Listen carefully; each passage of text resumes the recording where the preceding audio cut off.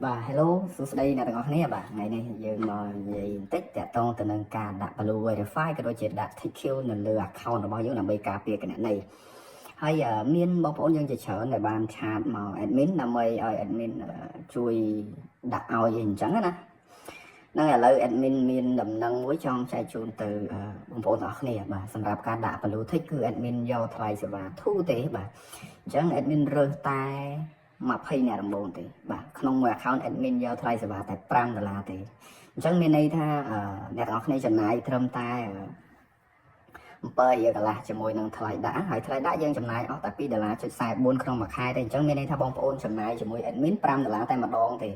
អញ្ចឹងខែក្រោយៗទៅបងប្អូនអាចចំណាយអស់តែ$2.44នេះដែលក្រុមហ៊ុន Facebook នឹងកាត់ចេញពីគណនី Visa Card របស់បងប្អូនអញ្ចឹងណាហើយការដាក់ blue tick នេះដែរគឺចំណាយពេលត្រឹមតែ5នាទីទេបើសិនជាបងប្អូនឆាន admin ផ្ទាល់ណាដើម្បីឲ្យ admin ជួយដាក់ blue tick នឹងឲ្យហើយដោយ admin និយាយចឹង promotion គឺមានតែ20នាក់ទេសម្រាប់$5នេះអញ្ចឹងបងប្អូនអាចឆានមកមុនគឺបានមុនហើយដោយដែរបងប្អូនបានដឹងអញ្ចឹងមានគេបើកវគ្គជាច្រើនរឿងរៀនហើយក៏សេវាក៏គេថ្លៃដែរប៉ុន្តែសម្រាប់ admin គឺមកសុំរុំបាទហើយតម្លៃនេះដែរគឺមានតែ20នាក់ទេហើយ admin នឹងដាក់ account មួយនេះឲ្យបងប្អូនមើលគឺ admin ទៅតែដាក់ពីល្ងាចមិញទេដាក់ឲ្យភ្ញៀវរបស់យើងគឺដាក់តាម plate ទេហើយ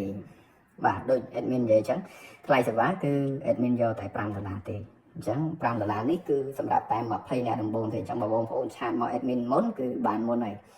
ហើយការដាក់ blue tick នេះគឺវាល្អខ្លាំងមែនទែនរាល់ការមានគេយកវីដេអូឬក៏